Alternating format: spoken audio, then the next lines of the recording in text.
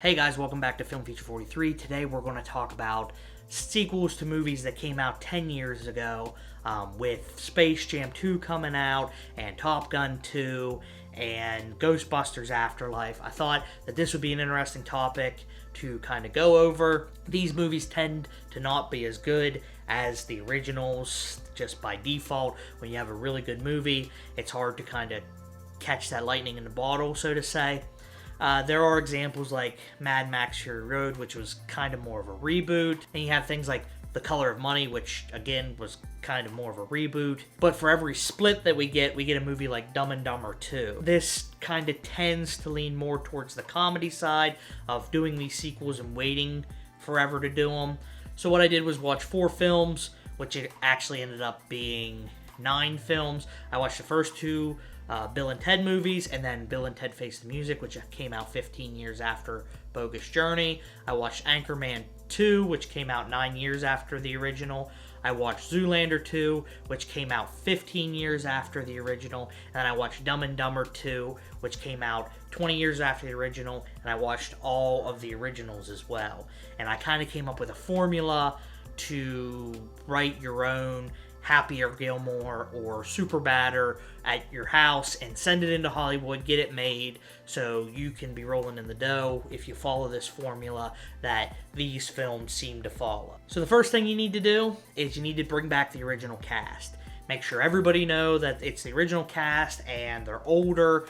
They're really old compared to the last time we've seen them, and they're down on their luck. They cannot be having a good life when we come back to where they're at. Their wife has to leave them, or their kid has to hate them, or they lost their job, something like that has to happen to kind of kick the movie off. So say we're writing Ferris Bueller 2 Sick Day. The first thing we have to do to kind of kick off this comedy, decade-old sequel recipe is we have to get Matthew Broderick back to reprise his role as Ferris. Said it before and I'll say it again. Life moves pretty fast. If you don't stop and look around once in a while, you could miss it. That is imperative.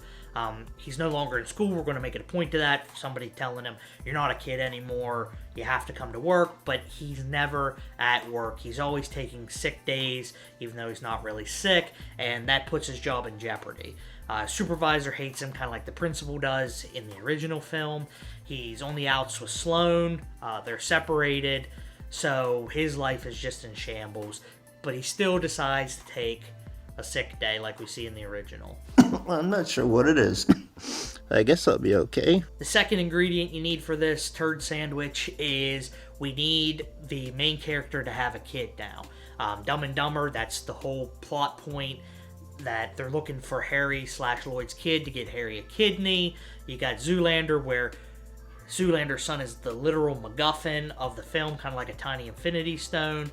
You have Anchorman, where Anchorman's terrible to his kid. Walter, listen to me. Life isn't a fairy tale, okay?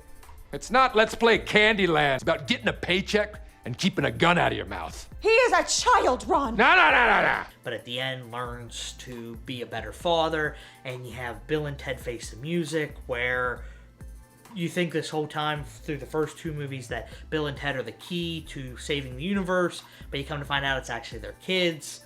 But I can't really complain about that one because they added Samara Weaving, and she makes every movie she's in better, so I'll let that one slide. So for our Ferris Bueller film, he has a kid now who acts just like Cameron. Cameron's moved away. He's not in this film. He's sick of Ferris's shenanigans, but Ferris's son acts exactly like Cameron did. He's always depressed, sad, and so Ferris takes the day off, goes to his son's school, picks him up, effectively kidnaps his son's girlfriend. He ropes his estranged wife Sloane into the big day out in Chicago.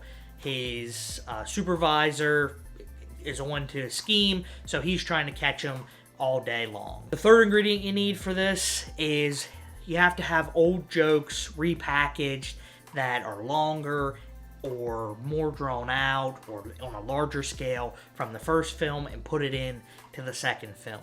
You need callbacks for sure. So we see this in Anchorman with the fight scene amongst all the newscasters. We have Ron being attacked by an animal, saved by his dog Baxter. We see that in Zoolander 2 with Blue Steel, only this time it doesn't work, and it's repeatedly tried throughout the movie. You see it in most of Dumb and Dumber, but the main one that comes to my mind is... Hey, Hare, you want to hear the second most annoying sound in the world? Sure. Yeah, that's pretty annoying. No, not that. What the hell are you doing ringing our doorbell like that in the middle of the night? We see it in Bill and Ted Face the Music, where there are two sets of Bill and Teds, where Keanu and Alex play both of them. And again, I'm going to let this one slide. I think this one played well. I think out of all the films, Bill and Ted Face the Music was the most well done out of the ones that I'm kind of talking about right now. So we'll let that one slide. So things we can throw into Ferris Bueller. Like I said before, you have all the hijinks with his co-workers, maybe really liking him, so they start to go Save Ferris fun. You have the superintendent taking the role as the principal, and all those shenanigans going on. Maybe he can be beat up like the principal was in the original film. You have Ferris even steal his car, kind of thing, like with Cameron's dad's car. Ferris can pretend to be Abe Froman again, even though Abe Froman Passed away 30 years ago. We can even have a callback where the supervisor's calling over the intercom. Bueller, Bueller, Bueller, Bueller. And so we just pepper in original jokes, just repackaged the whole way through. The fourth ingredient, and what I think the detriment to these films are, is the new jokes. There's a lot of humor in there that doesn't really slide, that just aren't really funny, and they tend to be drawn out extremely long in these films. So you have things like Anchorman. Because I'm blind. Okay, I'm blind. Did I stutter? I'm blind. I'm blind. Thing that just keeps repeating itself, or calling Zoolander's son fat the whole time. But that looks about as powerful as your fat son. I'm not fat!